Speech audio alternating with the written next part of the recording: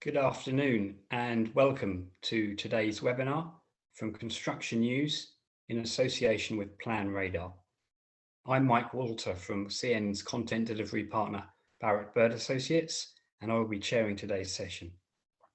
Much change has been seen and continues to be seen in the building and fire safety regulatory space with the Building Safety Act and the Fire Safety England Regulations 2022. The Building Safety Act includes a duty to create and maintain a golden thread of building safety information for higher risk buildings. The golden thread aims to encourage stringent digital record keeping for construction projects where building information is centralized and there is transparency about decision making over the course of a building's lifetime. At its heart, the golden thread ensures the right people have the right information at the right time. It also encourages the wider adoption of technology in the construction process to reduce risk of fire and other structural dangers in higher risk buildings. But many of the details around what and how information management and creating and maintaining the golden thread are still due to come down the line.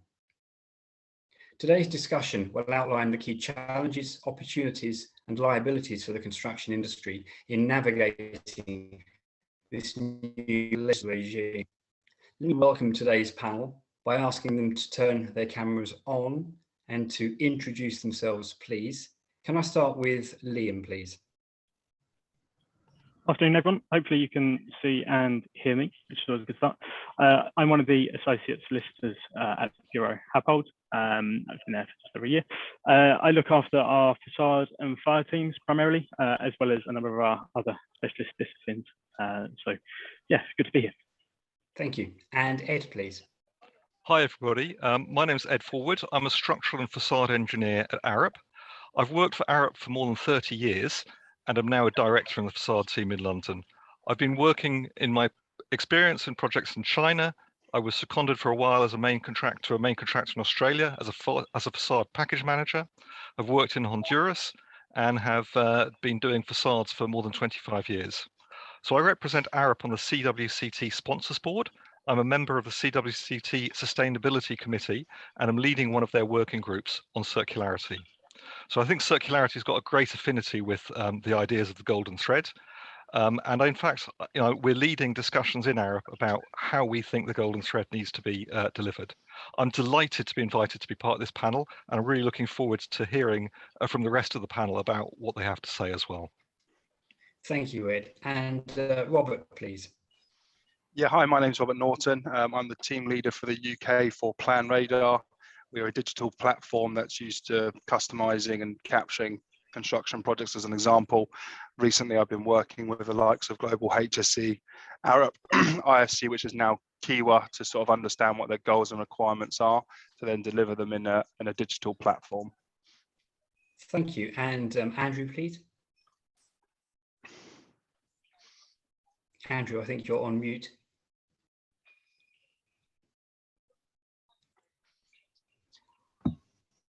Hello, Andrew.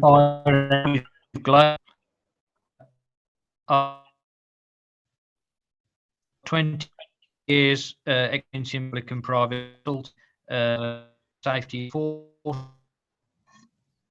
enforcement and with the service. I'm currently fire engines of buildings stayed in. Okay. Thank you, Andrew. And over to Howell Davis, please. I'd like to welcome Howell, who's prepared a short presentation to further set the scene. Over to you. Thank you very much, Mike. I hope that Harry is going to pop some slides up for us. That's great. This is a very quick overview of the new regime that is coming. Just to introduce myself, I'm Howell Davis. I'm Technical Director at CIBSE, the Chartered Institution of Building Services Engineers. I've been working in and around the construction sector for a little over 30 years, and I've also been involved for the last 5 years in the Building Regulations Advisory Committee, working with the Department of Levelling Up Housing and Communities, and also with colleagues in the HSE on doing some of the thinking around the golden thread and the implementation of the Building Safety Act. So if we could have the next slide, please, Harry. It's a time of unprecedented change, and if you could just click on, we have the Building Safety Bill, which is now an act. We have supporting regulations, and it's the most fundamental review of building and fire safety legislation in at least half a century, and perhaps I would say since the Second World War. We're also seeing government pushing towards greater digitalisation across the construction sector, more modularisation, more off-site fabrication and assembly. And those priorities are being pressed by the Department for Business, Energy and Industrial Strategy. And on top of that, we've got the Climate Change Act, the recent changes to the building regulations, and government is developing its thinking on the future homes and future building standards. So there's quite a lot going on, and it's not just the Building Safety Act. Next, please, Harry. So the Building Safety Bill was in Parliament earlier this year. It's now the Building Safety Act, of course. It received royal assent on the 29th of April this year. And if we can move on, that's the front cover of it. But behind that front cover lurks a huge piece of work. It runs to 171 clauses and about 11 schedules. There's an awful lot of detail in there. And if we could have the next, please, Harry. The aim of the Act is primarily to implement the changes that Dame Judith Hackett identified in her review of the construction sector, where her conclusion was that there is systemic failure and we need greater accountability and responsibility, particularly for fire and structural safety, but not uniquely for that, and that this should go through the life cycle of a building. Of course, all of that requires information about the building to be kept when it's being built and then to be retained through its operation. The Act sets up the new building safety regulator, who will be looking to improve built environment safety and drive improvements in performance standards. The regime will give residents a stronger voice. There will be new protections for leaseholders with changes to the Defective Premises Act. There's going to be a focus on improving or on changing the culture in the industry and incentivizing people to really focus on making sure that buildings comply and are safe. And alongside it, we have amendments to the fire safety order and a much clearer oversight for construction products. Next, please. There's going to be a lot of secondary legislation. Towards the end of last year, the government published several pieces of draft secondary legislation, and they're listed in the slide. The way that the legislation is structured, we have the bill, now the Act, which is enabling legislation. It gives the government powers to do a whole load of things. For example, to set up the building safety regulator within the HSE. It also makes a number of changes to the Building Act of 1984. It changes the building control regime, and it creates the powers to require the golden thread and safety cases for higher risk buildings. The secondary legislation will fill in a lot of the detail. And it's being done that way because secondary legislation is more flexible, can be amended more quickly, and will allow the regime to be more responsive to what we learn as it comes into effect. So we have the Act.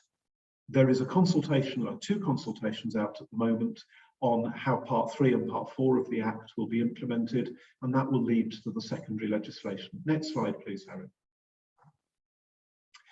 Thank you for listening. I hope that gives you a quick reminder of what the Building Safety Act is about. The key thing to remember is that it is about all buildings that are subject to building work. It's not just about residential buildings. It's not just about higher risk or high-rise buildings. It is for everyone, and we're all going to need to get to grips with it. So I hope this afternoon we can explore how that's going to work for the golden thread and the management of digital information in the building sector. Thank you. Thank you, Hal. Fantastic. Over to my first question for the panel, please. Let me ask by finding out what you think the #1 benefit is of having a golden thread approach for building projects. Who would like to come in there? Shall we throw Liam into the deep end? Can you tell us a little bit about what you think the #1 benefit is of the golden thread? Of course, absolutely. I think I might start by being slightly cheeky and actually putting 2 forward, but I think when you look at the background, as Hal's kindly given with the Hackett report and obviously the Grenfell tragedy, the sort of the impetus behind it is really twofold, and that's where the benefit comes. It's in the primary case, it's ensuring that buildings are constructed, are designed in a way that is sufficient to meet all the legislation and the requirements that we have, both current and, as I'm sure will come in the future.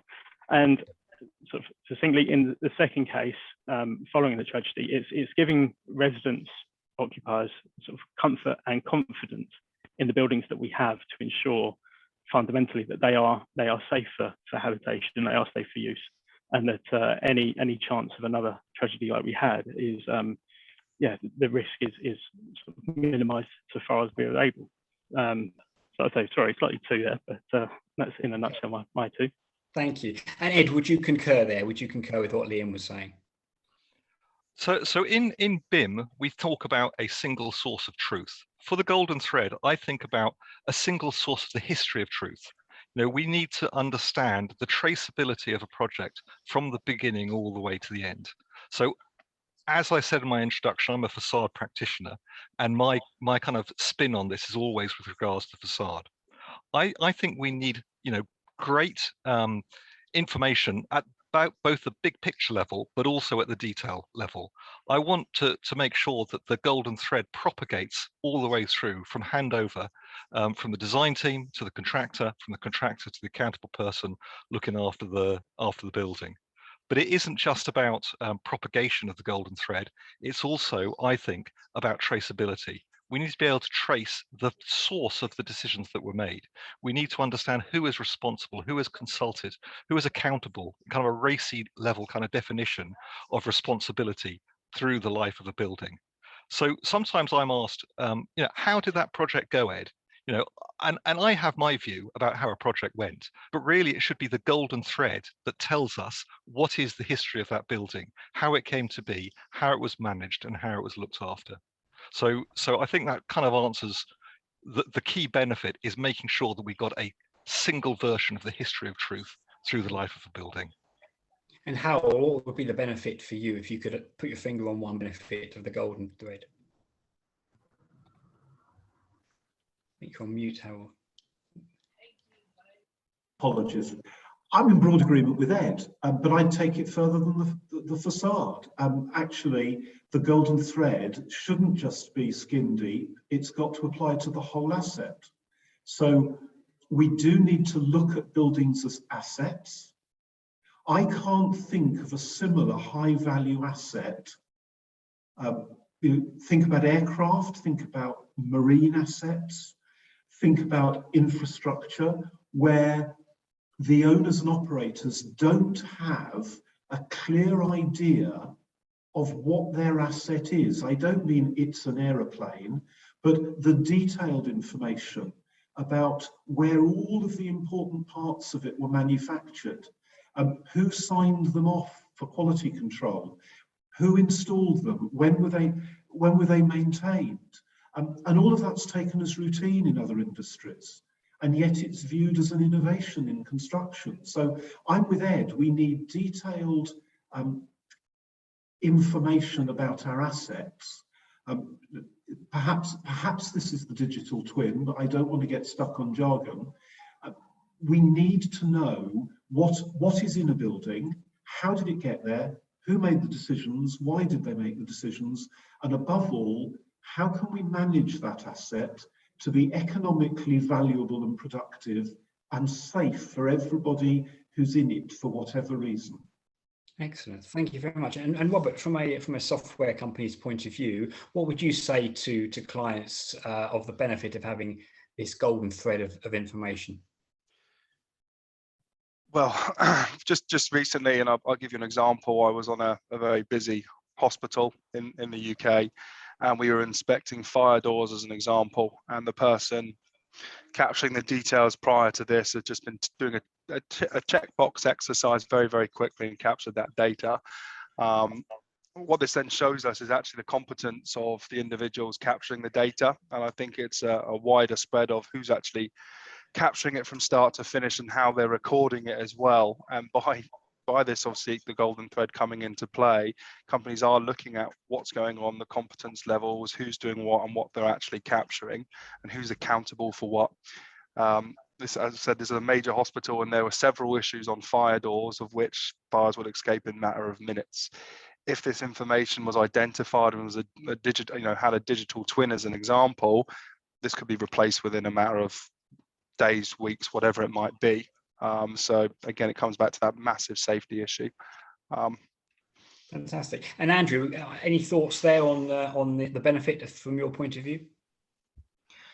I support what's gone before, and I think it would be a good means to an end, the end being an informed person or somebody who can refer to information to help them use and maintain their building safely throughout its lifespan.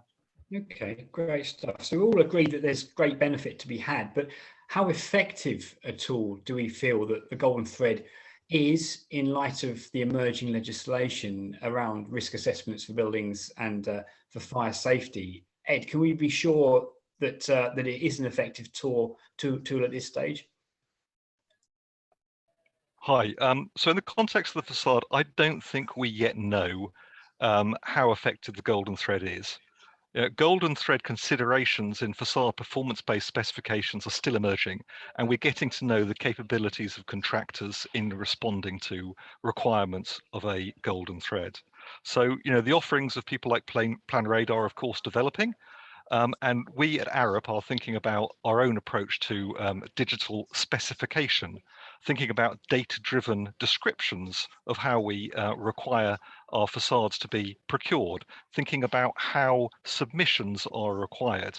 So the performance-based process that we go through in facades puts a lot of responsibility on the contractor, and getting the submissions delivered in a really structured step-by-step fashion is really important. So this idea of gateways is really, really powerful. I remember at the beginning of my career doing retaining wall structures and having to go through an approval in principle kind of process. So I think that type of approach to facades is really important. So, they are complex systems. Facades, buildings are complex systems. And we've got a massive cross-discipline challenge. As a facade consultant, I need to be understanding what the requirement of the fire consultant is, what the requirements of the structural engineer are, as well as the mechanical engineer and others. So managing those cross-discipline discussions, understanding at a kind of a racy level who is responsible for different decisions is really important. So we don't yet know how effective the golden thread is, but my God, we need it, and it's going to make a great difference to accountability as we move forward. Yes, thank you. And Howell, would you agree? Would you concur that that at the moment we don't quite yet know how effective the golden thread will be for buildings? I think you're on mute still. We don't know how effective it will be, but the reality is that complex buildings, to manage them effectively, you need to know what is in that building. The only sane way of that is digital information management.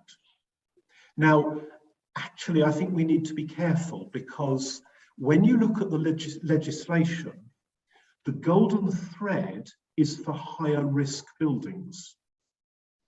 However, the principles of the golden thread, which is digital information management through the life cycle of the building, it's not being legislated for other things, but it's a jolly good idea I mean, if we cast our mind back to the immediate aftermath of Grenfell, it began to become clear that certain products that had been used at Grenfell Tower might not have been appropriate products. Indeed, the public inquiry has since found that that was the case. One of the questions that arose was, well, do we know where those products have been used? And the answer was no, we haven't got a clue. Well, you know, if somebody's got a building that's worth a few hundred million, surely they should have an information management system that gives them all the key information about the stuff that's in their building. Absolutely. And that's what we need. Whether it will be effective, it's going to come down to two things. Is there a determination by asset managers and owners to insist that they're given good information about their assets? And for existing buildings, they may want to go some way to improving their information. And the other thing, it's back to the comment Robert made. It's reliant on people being competent and knowing what they're doing. Okay. So Robert, Liam, Andrew, any further thoughts on that point of the effectiveness of the golden thread in light of emerging legislation? Who would like to come in? I think, if possible, I think just picking up on the point that Hal just made at the end there about competency, I think that's absolutely right. And with the golden thread and how we hope it's going to look, because as Robert said, we just don't know yet, but with how it will hopefully look, it will almost encourage every concerned party that's designing, sort of manufacturing or on the construction phase, to take proactive steps to demonstrate that they are complying with the legislation, but in so doing, at the same time showing that they have the competence that the golden thread and the Building Safety Act requires. You know, I think in so doing, as well as almost as a trickle-on effect, you'd like to think that by virtue of what they're doing there, you know, the early stage, you will start to see risks earlier on, and whether things are picked up, you'd like to think that it will be a clear outset. So that's the hope, I think, from my side, that, you know, with the golden thread, you will start to see that, and that you will essentially have that benefit in addition. Excellent. Thank you. And should we look at the key challenges for the profession around the golden thread? I mean, what are the challenges, and what are the possible solutions? Andrew, Robert, do we have any thoughts there on the challenges that you see at the moment? I think going on what Liam said, expanding on that slightly, I think one of the challenges may be competence in use of the new powers. We've got a new tool in the toolbox. It's certainly got more teeth in terms of the old regulation 38, which is what it's trying to enforce. But I think it would have to be supported by informed application at the construction and design stage, informed enforcement. Those who have the teeth need to know how to use them, and competent compliance with the requirements falling out of the golden thread once the building is in occupation. Thank you. Thank you. And Robert, do you have any thoughts there from a software company's point of view? It's interesting because everybody that sort of comes to us has a different requirement and understanding of the golden thread. And from everything that I sort of gathered and speaking to multiple individuals within the sector, have all come up with a different understanding or knowledge of what the golden thread and actually is and what's going to be involved. I think people are scared and nervous in ways of what's actually changing as this progresses as well. So it's quite a challenging time. I think a lot of people are sort of waiting for those final decisions to be made. As a solutions company, we've configured our platform around the golden thread to capture this information and support clients' requirements, so that way they're at least safeguarding themselves now and in the future to create that audit trail. But that's the only input I can have there. Thank you. And Ed, from your experience on site recently, what are the challenges that you're experiencing? So not only on site, but across the kind of the post-tender phase of a project, the role of the principal contractor is really important. You know, they have to understand why the design intent came to be. Then they have to manage and control their supply chain. They've got to manage the, all of the deliveries, the finishing of the design challenges that have been set by the design team, and then they have to deliver it, and they have to then provide the handover documents to the accountable person who's going to operate that building. And in the kind of the facade world, the facade package manager is like the pivotal person to make that work for us. So the competence of that person is really, really important. And I would say that is one of the really key challenges, is to make sure that that person has got the competence, that they're given the opportunities for training, so that they understand what the requirements are, so that they can really drill into the design intent that's been provided to them, pull up the designers who don't give a design intent that is robust and sets out requirements for a golden thread in a kind of a proper way, and then really deliver on it in terms of handing over to the accountable person after they've finished. Excellent. Now, Harold, would you concur that there are a few challenges still to iron out when it comes to the golden thread? I think there are some challenges. Actually, I think one of the challenges is that the industry has got to get used to a different mindset, and the concern that, well, we don't know what the golden thread is yet. I'm going to suggest that we know a lot more about what the golden thread is than perhaps people are realizing. There was a report on this last year that started by saying the golden thread is the information that allows you to understand a building and the steps needed to keep both the building and people safe now and in the future. And Robert said everybody's got a different requirement. Yes, they have, because every building is different. And the information that will be needed about every building to enable the people managing it to keep it and the people in it safe, that information will be different. And they are going to need to identify what that information is. They may need professional help to do that. Fire engineers will be important. People like Ed will be important on buildings with complex facades.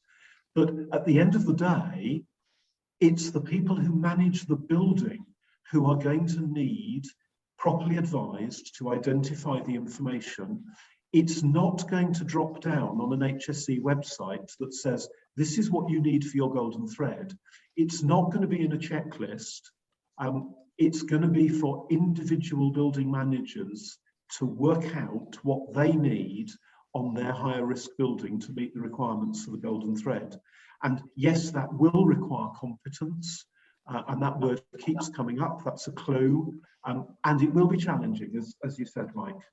Okay, and are there any particular information gaps that any of the panel can identify, areas that really need a little bit more focus, and how best to fill those gaps? Does anybody have any thoughts there?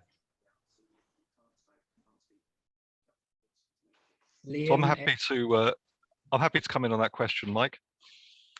So in terms of the gaps, I'm thinking about what is the information structure that we need. So I think we need to answer that question before identifying what the gaps are.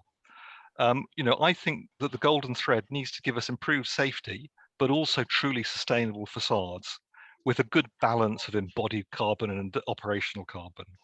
So, in order to deliver on this, we at Arup are thinking about the taxonomy of what the facade should be, what the data structures should be. So we've been thinking about facades from a system level, at a component level, at a material level, and at a finish level. And at each one of those levels, trying to identify what are the things that can go wrong.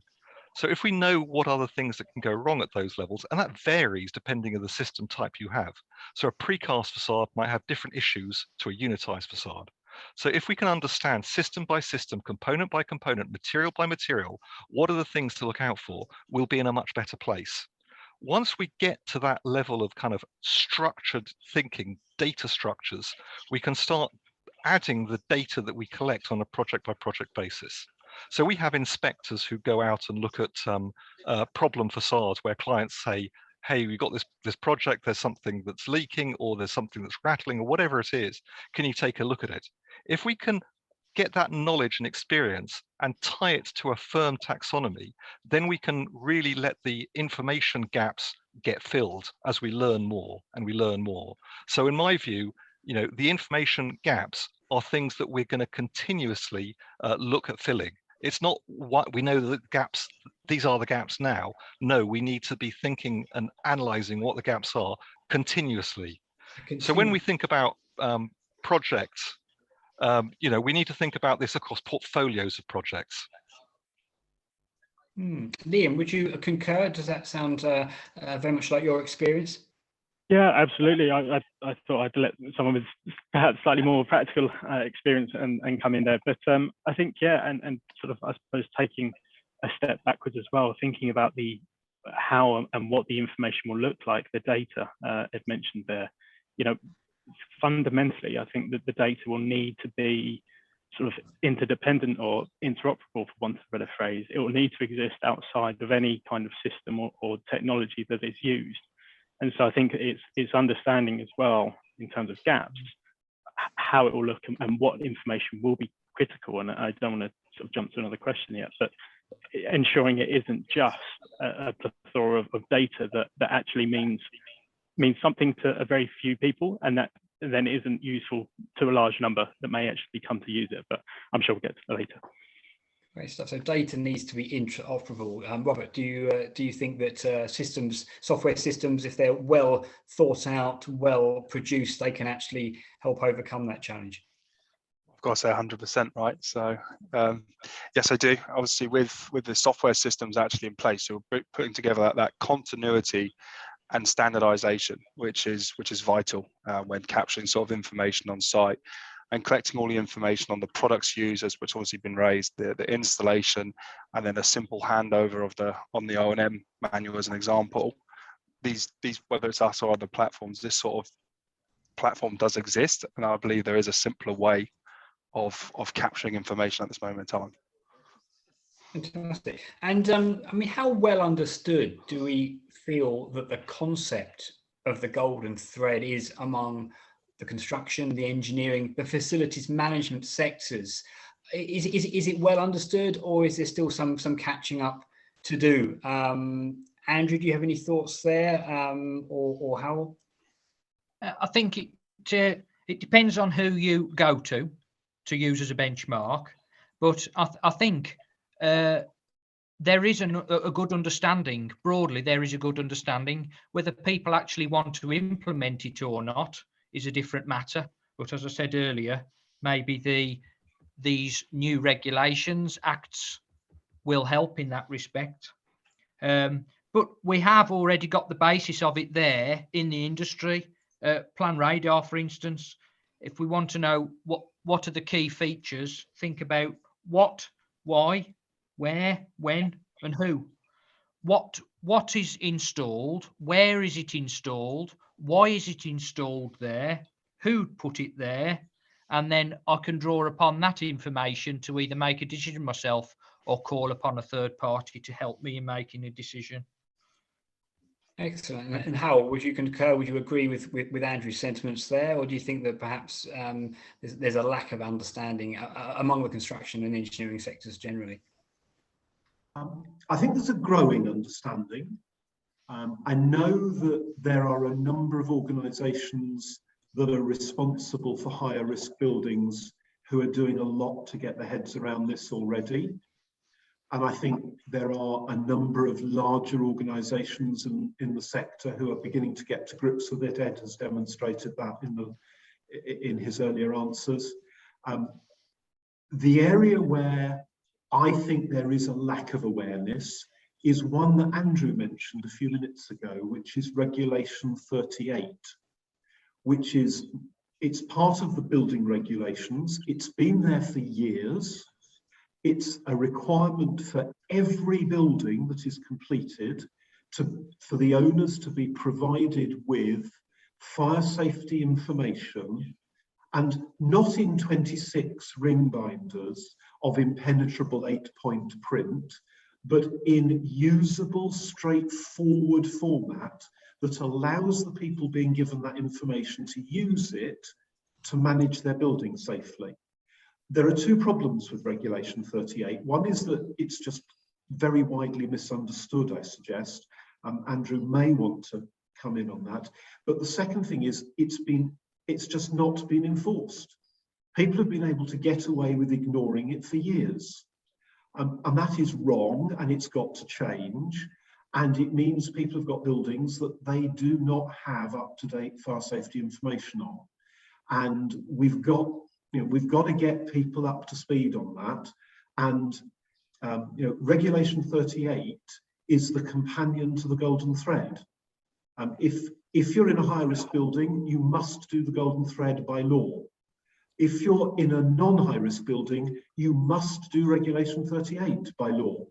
And people need to be aware that the regulations or the Act changes the sanctions and penalties for non-compliance.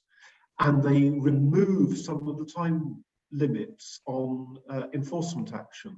So people who breach building regs can now be prosecuted at any time after the breach. And in the worst cases, they could go to prison for 2 years and face an unlimited fine. We're finally getting serious about enforcement. So I'm hoping that the industry will begin to get serious about compliance. Okay.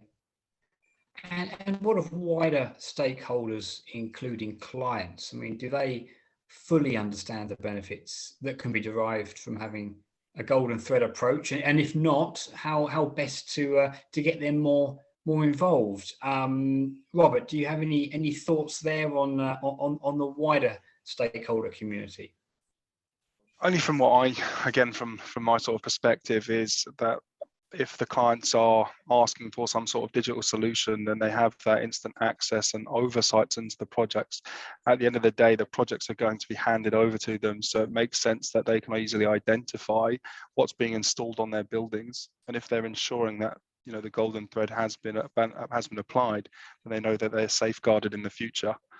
Now, it's still under my understanding that they are going to become responsible in the future. Is that correct?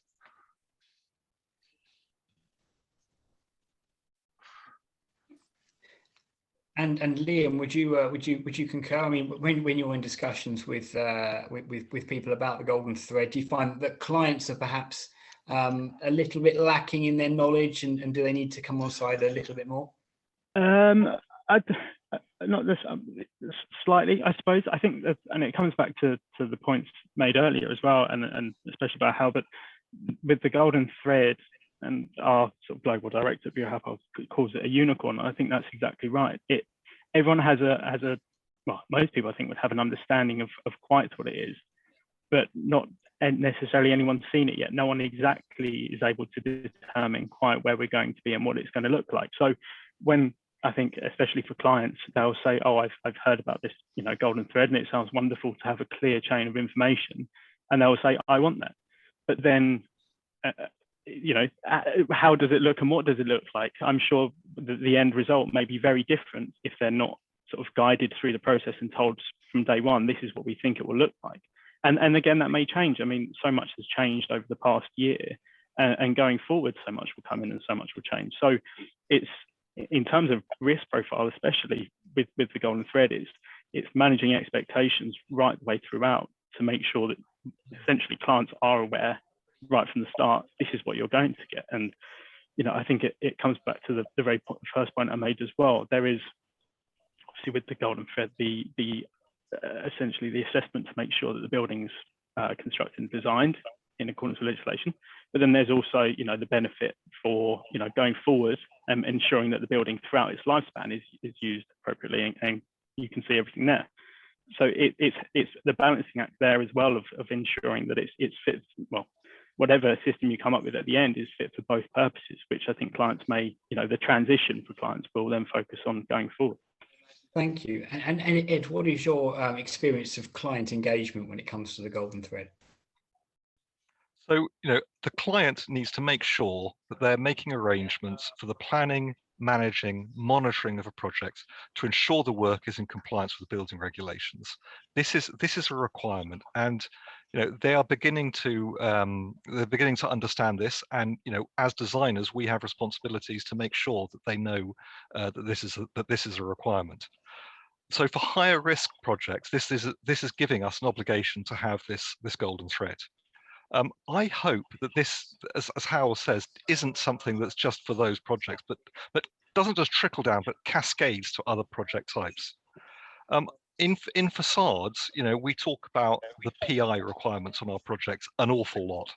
And the idea of tech ashore is something that I think will increasingly be pertinent to our projects. If you've got better data, maybe your insurance provision is easier to come hold of.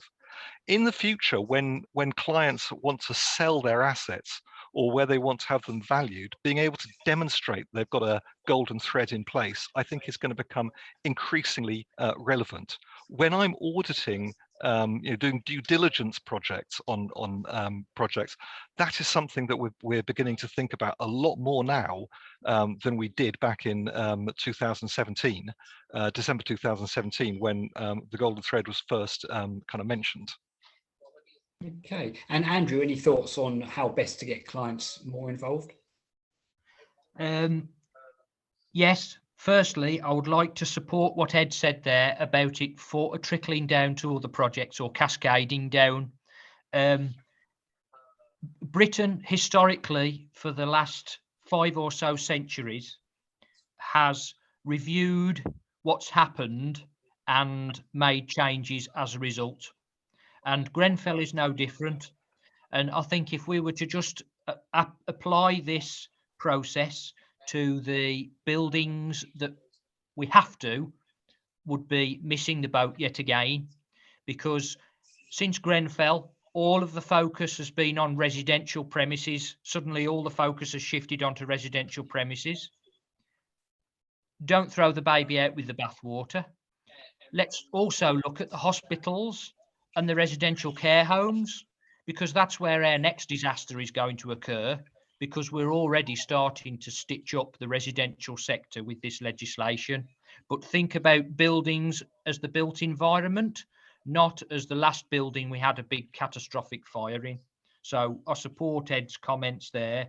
Let's try and apply it to as many projects as we possibly can. With the client side of it, I think we've got 3 types of client. We've got one client who has already got this in place as a result of the resources they've got at their disposal, and they are wanting to go from good to great. We've got the next client level, which is the ones that have picked up on what's going on or what has been going on in the past 3 or 5 years, and they want to get better and understand better, be that to run their portfolios better, or be that to move their portfolios onto another customer is another matter. And then the next level of client is the person who is aware of it, but who has got no real idea or guidance as to how to go about implementing it within their organization. And then unfortunately, you've got the next level down, which is somebody who may be aware of it, but wants to use it for purposes other than for which it is intended. Thank you. Thank you. I'd like to touch upon a point which Howell made a little while ago about the wealth of information. And I think he said there's no point having a huge wealth of information in 8-point type that perhaps nobody looks at. I wondered, is there a fear that individuals involved in this process could feel overwhelmed by the quantity of digitalized information available? And if so, how best to tackle that? Tiered information. Okay. Tiered information, I think. It always disappoints me, especially with complicated projects, where you have this wealth of information up to handover, and then suddenly it is all lost. I think you need to retain all of the information down to the individual specification of each component, but to view all that immediately would be disconcerting for the user. Okay. So you want your top level information, and they should be able to have the facility to drill down, if necessary, to the finer detail, but not get rid of the detail, because you come onto issues with regards compatibility, obsolescence, and component replacement. So a tiered system, but keep the information there available for use. Hal, I see you nodding along there. Any thoughts on how to avoid information overwhelm? I think Andrew's made some really good points. To his tiered, I would add the word structured information. And there's a huge amount of guidance available from the UK BIM framework on not only the standards that have been written over the last decade or so, but a huge amount of guidance by active practitioners on how to do this for real. You know, anybody who says I'm not sure what to do, go and look on the UK BIM framework website. It will give you quite a bit of useful information. You could spend quite a bit of your continuing professional development time there to very good effect. And again, Andrew's absolutely right. We've got to overcome this tendency that we get to handover and the information ends up being dumped somewhere. And I'm not quite sure what the digital equivalent of a shipping container full of files and folders and drawings is, but we've got to avoid that. And if people, again, it involves clients realizing that they buy two things when they purchase building. They buy the building and they buy the asset information about that building. And clients are going to need to get smarter about specifying how they want that asset information to be delivered to them. And I think at the top end of the market, we're already beginning to see that. And they're going to say, if the housing sector can have the golden thread, we want it for our prestige office and commercial developments too. So please get on and deliver it. I suppose it's all about ensuring that the information that is collected is not only relevant, but that it's proportionate and necessary as well. And I suppose there is a risk that the golden thread could become some sort of digital dustbin of codes and standards. I mean, Ed, do you sort of see that risk in which, you know, you could have all of this information and then perhaps throw it to one side and never touch it again? How can you ensure that it's relevant and is actually worthwhile for those who are using it? So I would expand on the debate about tiered and structured data. I think that we really need tiered and structured data. And if we have it available in that kind of format, then it's going to be useful to people. So in my world, in the facade world, what we're doing is we're defining on a facade by facade basis through a series of mini gateways post-tender what information is actually required. We're thinking about what information is required for a unitized system, what information is required for a precast system. And so the mini gateways that we have in our specification now is an approval in principle stage before people go on and do all of the detailed calculations and drawings. So we want to make sure that the principles that the specialist contractor is using to design the facade are commensurate with the design intent that we've set. If we get the approval in principle stage being used by people, then everybody can proceed with confidence that the principles are understood and agreed. Then we can kind of delve down and get onto the really more detailed information, the more detailed drawings, the interfaces, and all of these things that we have to do from facades, making sure that the fabrication plan is administered so that we can trace through the process line of the production of facades where things may have gone wrong. But we need to get that data available to all sorts of different users. So some users will want to understand what the batch number was of the structural silicon that fixes a particular piece of glass to the building. But also we need to make sure that the general information, the principles, are really quickly accessible to people, so that if someone's wanting to understand what are the sort of things I can do to this facade on this building, they know what the principles are that drove that design. To answer your first question, can it be overwhelming? I think it can be overwhelming, but we need a purpose and a plan. If you've got the purpose and the plan, then I think it can work really well.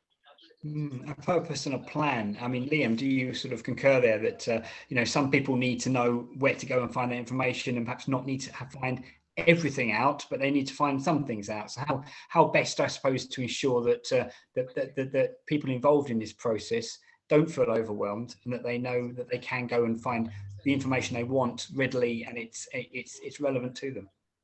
Absolutely. I think, approaching it from perhaps someone, perspective that's slightly less technical in sort of my day-to-day, looking sort of behind, I suppose, behind the scenes, for want of a better phrase. I think fundamentally, and sort of Ed mentioned it, your data and the information that you have will only ever be as good as the ability to search and to find things. That's fundamental.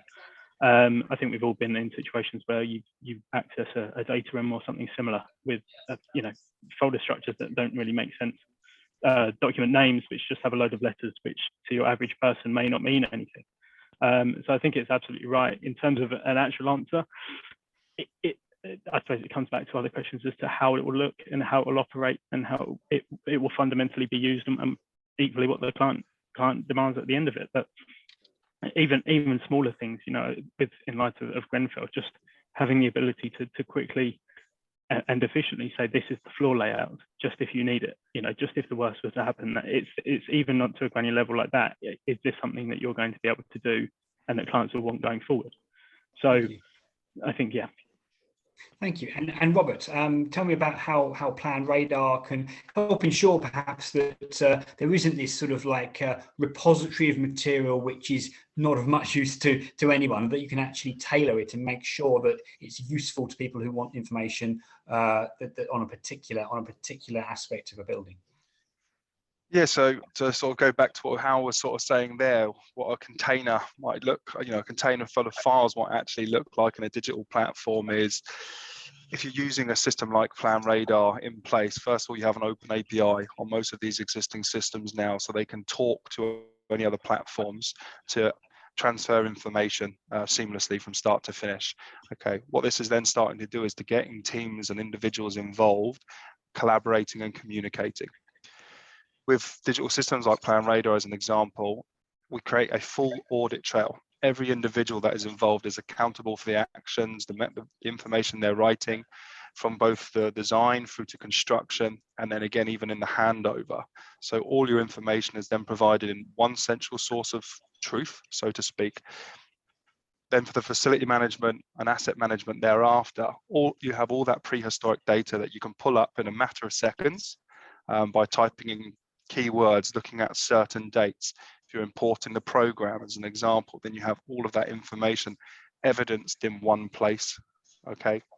Now that obviously, if you're going through house containers or anything like that, that is days and days worth of work to locate information. Whereas with digital platforms, it's honestly a matter of seconds to minutes to find anything that you need to see, as long as you are capturing it in a smart platform as such. Okay. So it works as like the black box of the built environment is what we look at. That's a good headline. I like that. Fantastic. Would you like an example of how we've used these types of systems to rationalize the information? Thank you. Yeah. Okay. So about 2 years ago, I was working with a company who were installing fire protection. And they were like the second level of company that I referred to. They were aware of it. They wanted to do it right, but didn't really know where to start. So we'd got 1,000 fire dampers and 60 fire doors that were part of this refurbishment project. So not all of the fire doors could be replaced. And I was going to be presented through their due diligence. I was going to be presented with 1,060 sets of documents, which they believed was a complete audit trail for every single item that they'd installed. And I said, well, we need to rationalize it. So what we went through was, how many types of dampers have we got? Well, there's 2 types of dampers. Okay.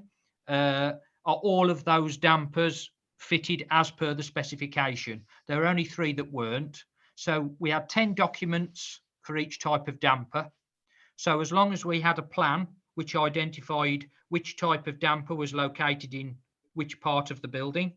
We could immediately go to just 10 sets of documents that related to that type of damper.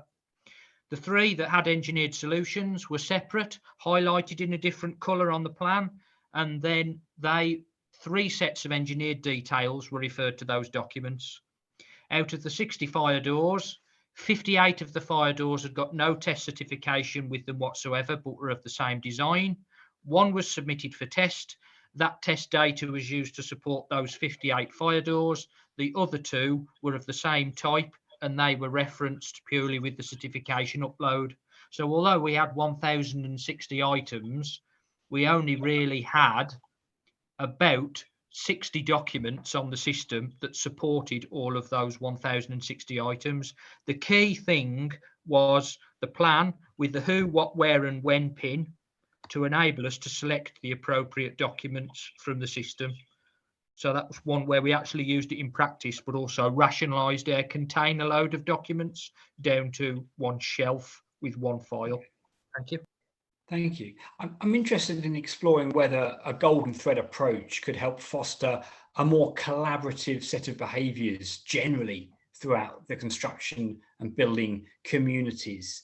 Does anybody have any thoughts there? Harold, do you think that there could be some knock-on benefits, if you like, from this kind of collaboration in getting the data together, in getting better relationships together from a professional point of view? I think it's got to lead to more collaboration. Foster sounds like a reasonably positive thing where you nurture something and bring it on. I think in some cases it's going to be a shotgun marriage, to be blunt. I think some people, I think there's another category of people beyond the ones that Andrew described. They don't know what's going on and they haven't got a clue what's coming to hit them. And I fear that there are rather a lot of them. And they may need quite a bit of help to get up to speed on this. And knowing the construction sector, they may not necessarily welcome that help. Okay. But there's a significant job to do. There's a real opportunity for collaboration, and the much more positive view is that the people who are in the top categories that Andrew described, I think, are far more motivated to look at how they can have a meaningful role in this new world. And I think a lot of them get the fact that it's going to mean more collaboration, more cooperation, and, you know, if I dare, I pinch the phrase, we're all in this together. Okay. And Ed, do you agree we're still some way to go to try and get those collaborative behaviours going a bit more fully? I think collaboration is happening, certainly in the projects that I'm involved with. When we start the design of a facade in a project, we collect together what all of the performance requirements are for a facade. And in my world, you know, that means talking to the fire consultant, it means talking to the acoustician, the mechanical engineer, structural engineer, and we have to trade off what are all of those different requirements to see what facade system is out there that can meet all of those different requirements. So we have this building envelope assessment tool to look at those different relationships and try to arrive at the best facade for that project.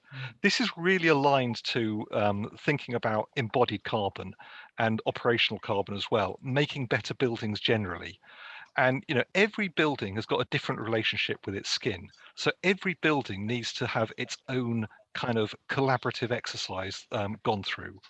So I think that the golden thread is really a great kickstart to make that collaboration deeper, to start off, you know, in terms of a tree, if you train it at the beginning of its life in the right way, it will grow in the right way. So it's really important that we start on the right footing in order that it's delivered all the way through, making sure everybody knows what their responsibilities are all the way through that project. And Robert, Liam, Andrew, do you see you know, collaboration being an important part of this, that actually, you know, there's other benefits that could be derived from having this this focus on data and the golden thread?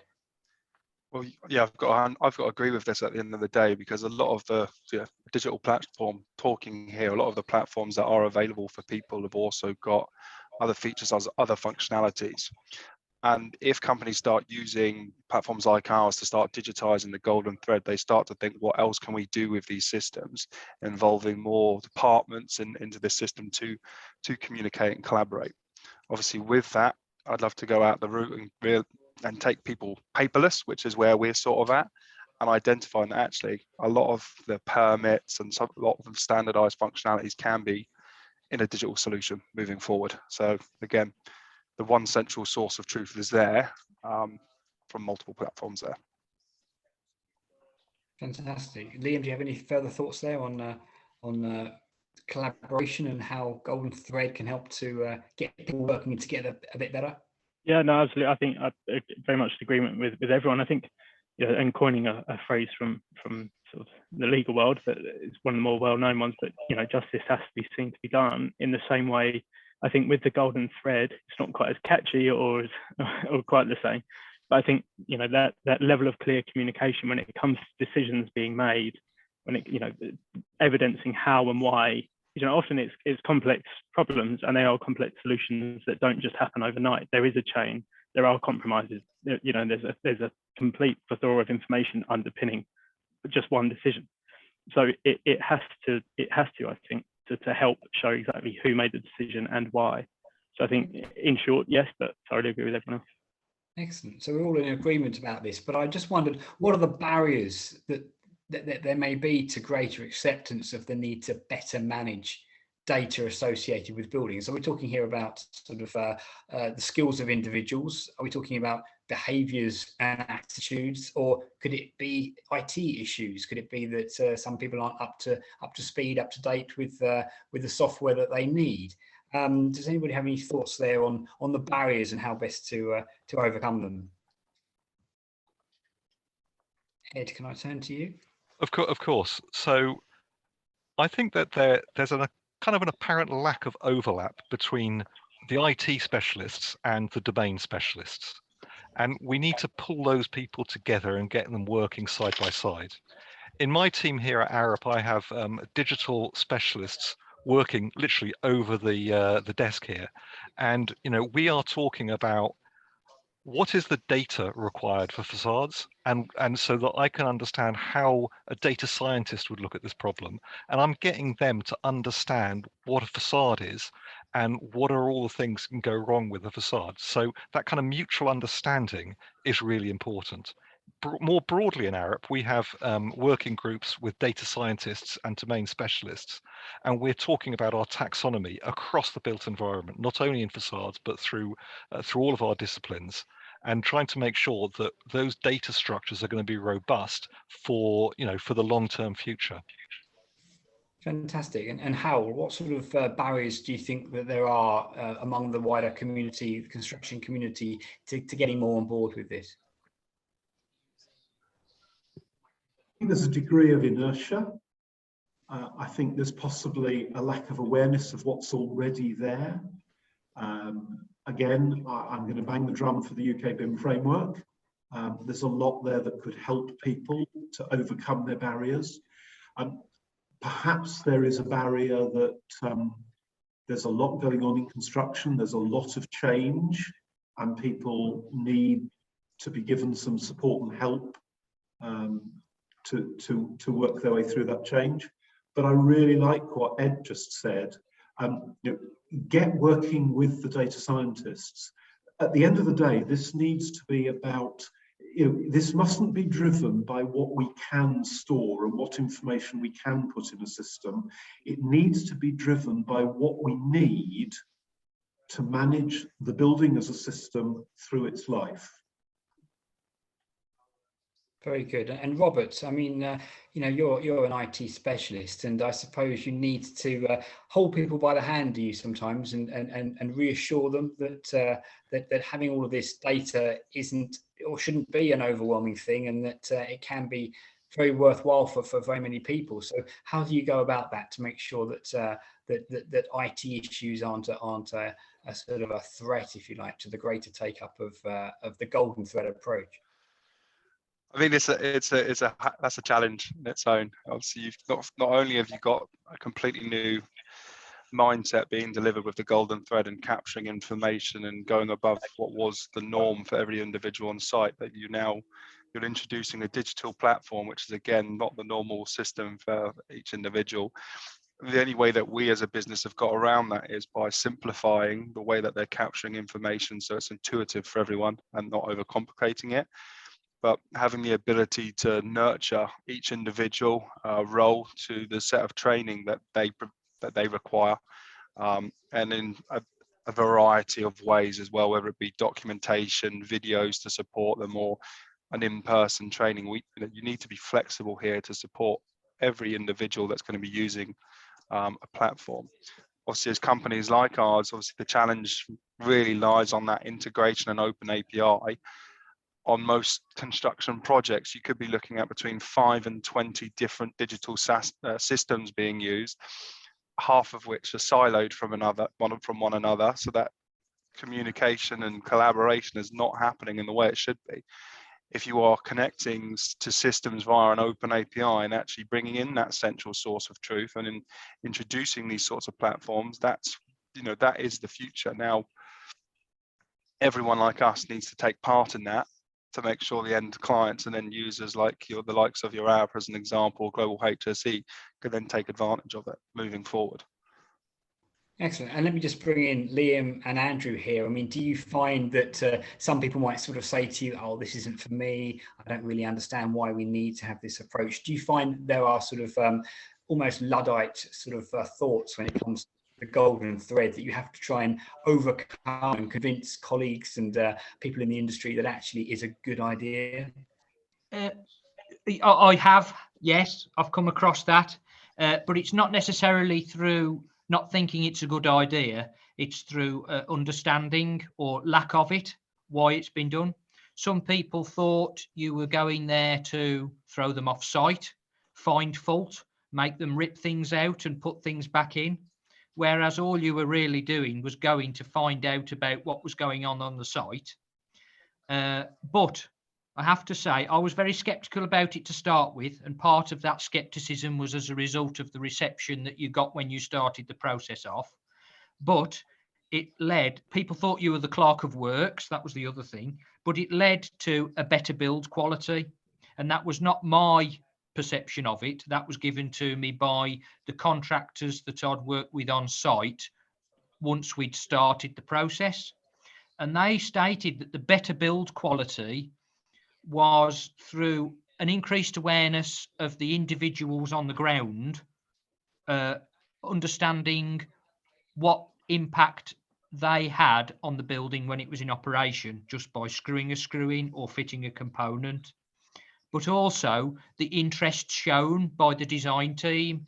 It had traditionally been the design team sit in their offices, produce loads of plans, and they leave it to the site personnel.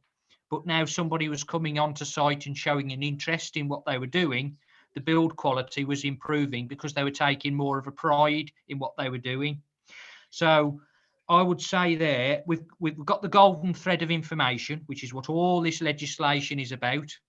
But we also have a golden thread of the personnel involved, right from the principal designer, right the way through to the guy who is putting a piece of plasterboard on a stud. Okay. And they need to be resourced appropriately because the quality of information in the golden thread in legislation terms is highly dependent upon the end users. And I remember in a previous life, when we were filling in fire reports at 2 and 3 o'clock in the morning to upload onto systems, you would do the best you possibly could and give as great a detailed account as you possibly could. And at the final hurdle, the information would get lost. So you would do it again and you would put a 1-sentence reply rather than a 10-paragraph reply. So okay. It's the golden thread of information and it's the golden thread of the personnel, and encouraging engagement and quality of information. So resourcing and personnel go hand in hand. Thank you. Great stuff.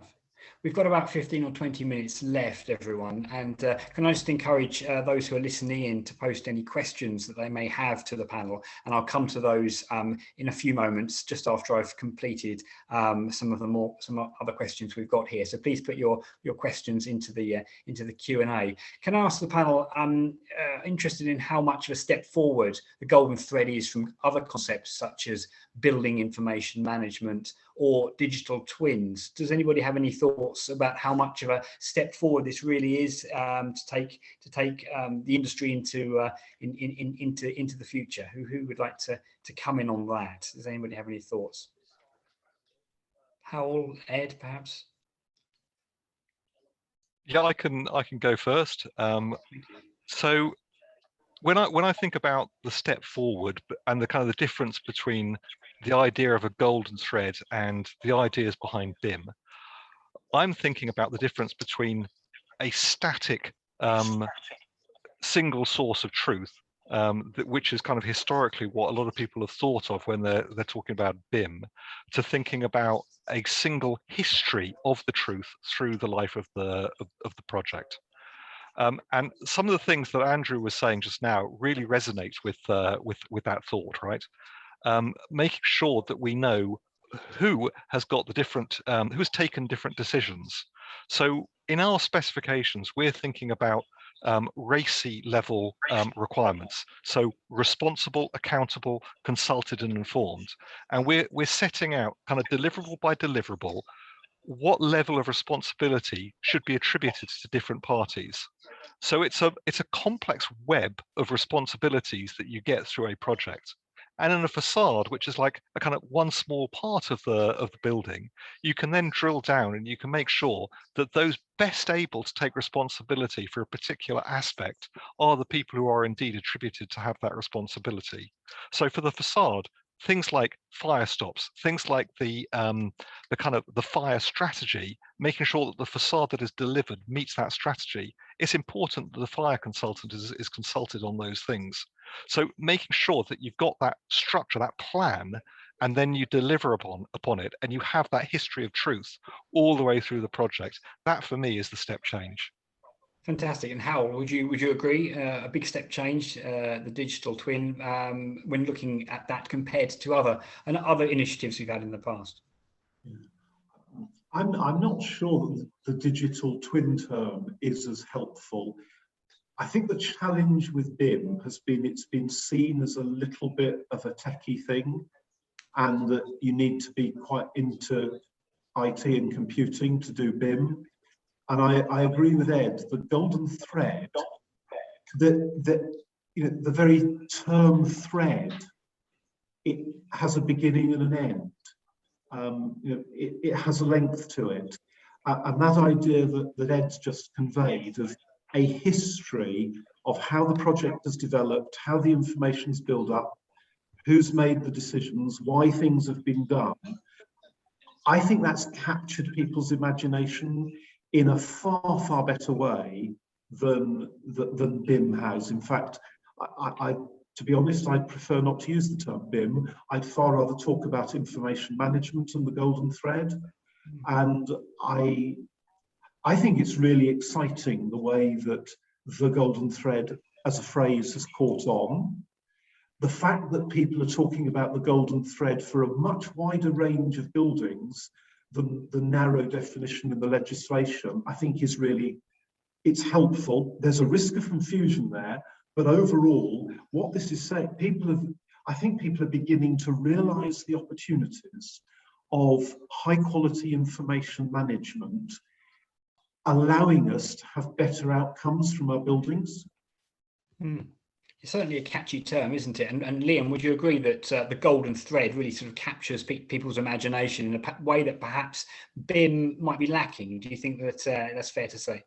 Yeah, absolutely. I completely agree with Howard. And I think as well, it comes back to the point that was made earlier on, the fact that construction and buildings specifically, it's a weird anomaly where buildings have just been taken to be built as is, and that's it. If there's information missing, well, then that's part of that's just part of life. That's what happens. Yeah, you wouldn't expect that in a car. You wouldn't ask to say, oh, what's the chassis made of? Could be cardboard, could be aluminium. No one knows.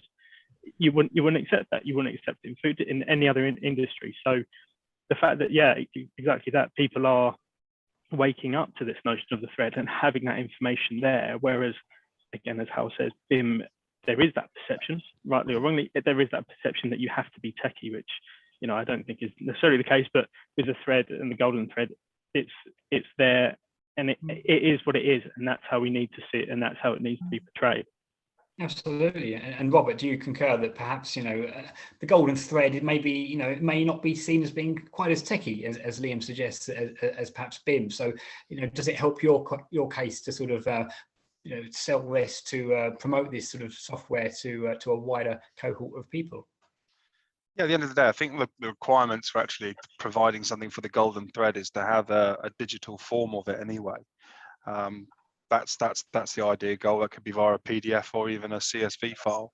The fact that, you know, there are systems like PlanRadar that do exist that can help support you in the other elements as well is brilliant. Obviously, these platforms exist to support you now and in the future. So why not start taking advantage of them as soon as possible? Fantastic. Let me ask a couple of questions that have come in from audience members here. Steve Dale asks here, what could the golden thread mean for construction disputes? Will it provide a much clearer picture as to any blame or responsibility on projects where there are defective works? Who'd like to come in and answer that one? I think we ought to ask a lawyer. I thought that might be coming my way. No, I think in theory, the golden thread should, and I say in theory, it should allow for a far clearer picture as to who has made the decision. You know, whose scope of responsibility was it, and where was that decision made? And I think that will hopefully arise. There's always the question thereafter as to, you know, whether if it's joint responsibility or if it's not that clear, who does it come to? But I think that arises anyway. But I think it's just taking extra caution straight from the off to ensure that your obligations, especially when it comes to golden thread and reporting as well, and delivering any aspects of the golden thread, are specifically mentioned. Or alternatively, conversely, sometimes it's more important to say what you are not doing rather than what you are doing. So I think it's a combination of things, and just making sure that you're completely aware of your responsibilities. Yeah. Okay, thank you. Andrew, Ed, any thoughts further on that in terms of disputes and how to ensure that they can be resolved amicably? I would say let's hope that we don't have those disputes. Let's hope that the golden thread helps us avoid these disputes. You know, I think that getting a plan in place in order that you're going to have the data you need for a golden thread, if you've got that plan in place, the risks associated with having disputes should be reduced. If we've got a single source of history, if we understand who has got responsibility for different elements of the works, then surely the risk of disputes will reduce. So I'm going to be a positive, glass half full on this question. Fantastic. Question here from Jeremy Williams. Once compiled, the information should be visible. So how best should this be presented to anybody in the future that they may need to reference or be made aware of? Okay, so visibility and the future. Who's got any thoughts there about information and being passed on? I think it horses for courses. Building complexity, quantity of required information will dictate how it is stored. The systems that we've come across so far tend to be flexible enough to manage that level of complexity. But it's not a one size fits all. And going on what we've discussed earlier, there is a likelihood that if huge container loads of information are stored for relatively simple premises, it will get ignored as part of the management process post-occupation. That's what I would say there. Okay, thank you.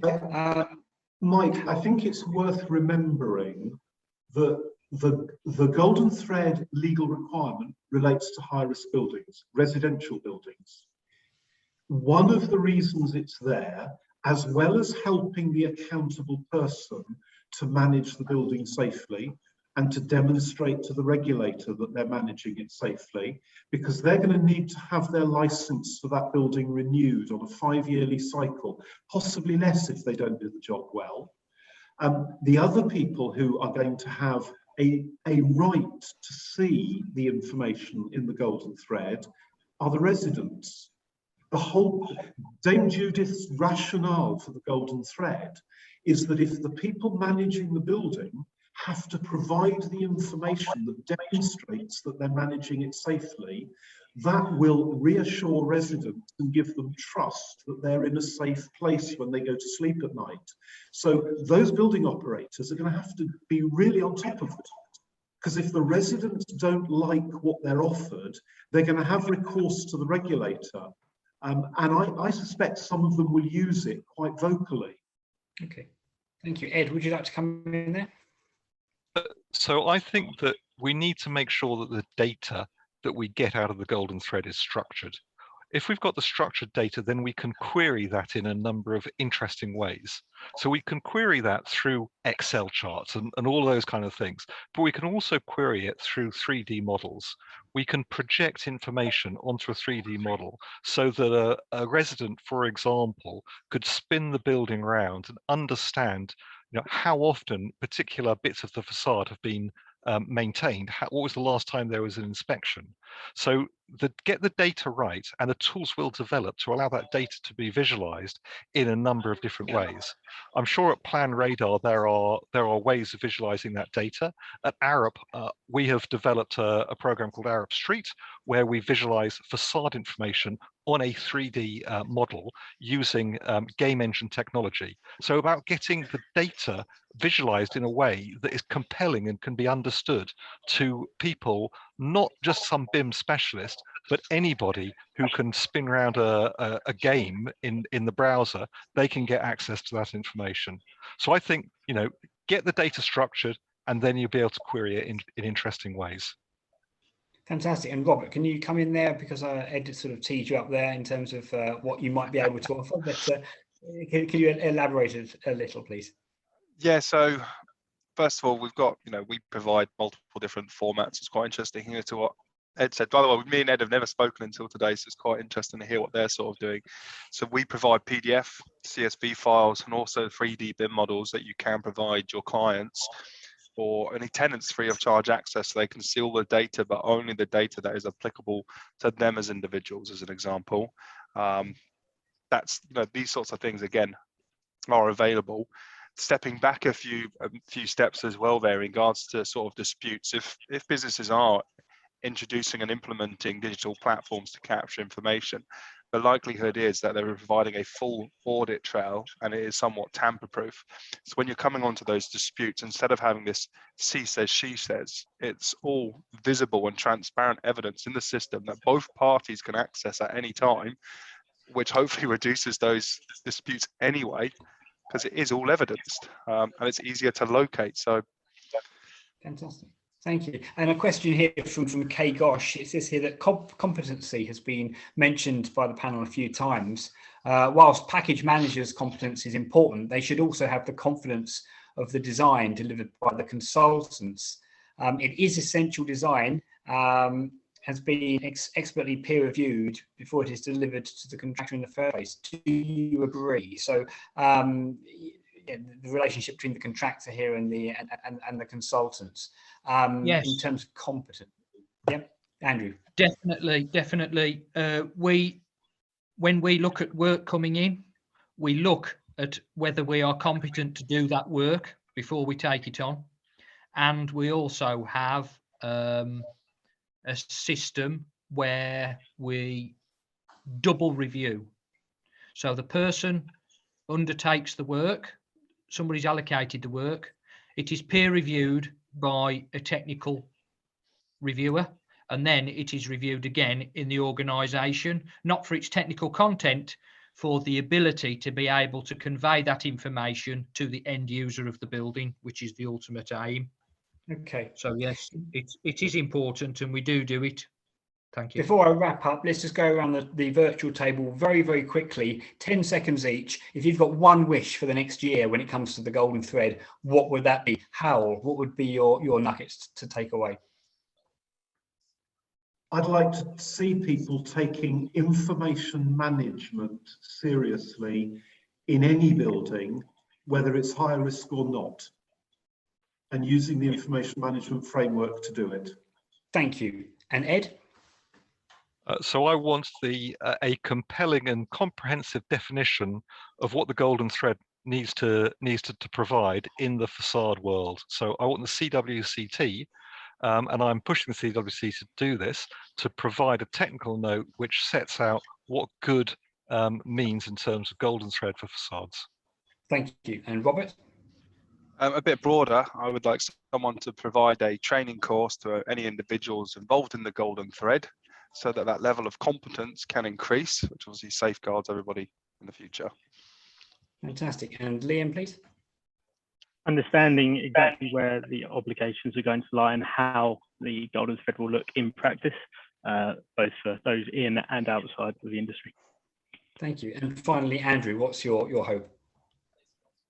My hope would be post-implementation, and it would be to have the first conversation with the responsible person where we have an informed conversation about fire safety management of a building based upon the information they've been provided under the golden thread principle. Thank you. Well, thank you all to the panel and to those of you who posed questions, and to everybody listening in. That was a fascinating discussion, and one which I'm sure we could continue going all afternoon, but I think we should wrap up proceedings there. Hopefully you've all gained some interesting insights into the golden thread and how the sector is faring. On behalf of Construction News, our sponsor PlanRadar and Barrett Bird Associates, I wish you all a pleasant afternoon. Thank you. Thank you for your time. Bye-bye. Thank you.